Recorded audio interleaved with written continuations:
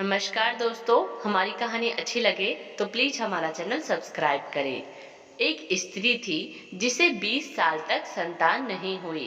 कर्म संजोग से 20 वर्ष के बाद वो गर्भवती हुई और उसे पुत्र संतान की प्राप्ति हुई। किंतु दुर्भाग्यवश 20 दिन में वो संतान मृत्यु को प्राप्त हो गई। वो स्त्री हद से ज्यादा रोई और उस मृत बच्चे का शव लेकर एक सिद्ध महात्मा के पास गई। महात्मा से रोकर कहने लगी, मुझे मेरा बच्चा बस एक बार जीवित करके दीजिए।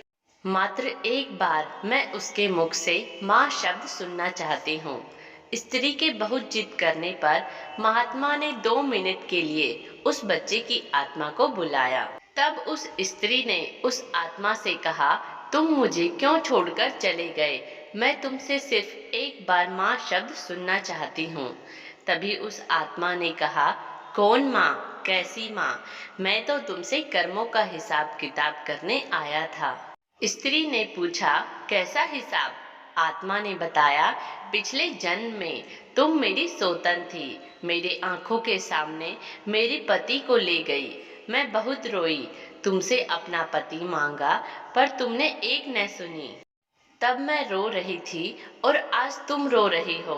बस मेरा तुम्हारे साथ जो कर्मों का हिसाब था वो मैंने पूरा किया और मर गया। इतना कहकर आत्मा चली गई। उस स्त्री को झटका लगा। उसे महात्मा ने समझाया, देखो मैंने कहा था ना कि ये सब रिश्तेदार, माँ पिता, भाई बहन सब कर्मों के कारण जुड़े हुए हैं।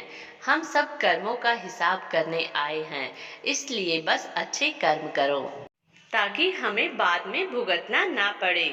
वो स्त्री समझ गई और अपने घर लौट गई। हमेशा अच्छे कर्म करने चाहिए। मत करिए कोई ऐसा बुरा कर्म जिसकी भरपाई इंसान को जीवन भर करनी पड़े, क्योंकि किसी को तकलीफ देकर हासिल किए हुए सुख की उम्र बहुत ही छोटी होती है। इंसान पहचान नहीं पाता कि वो क्या गलत कर रहा है और क्या सही।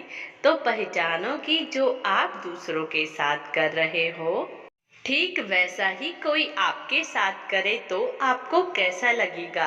आजकल यहीं का यहीं पर है। सब व्यवहार नकद है, उधार कुछ भी नहीं है।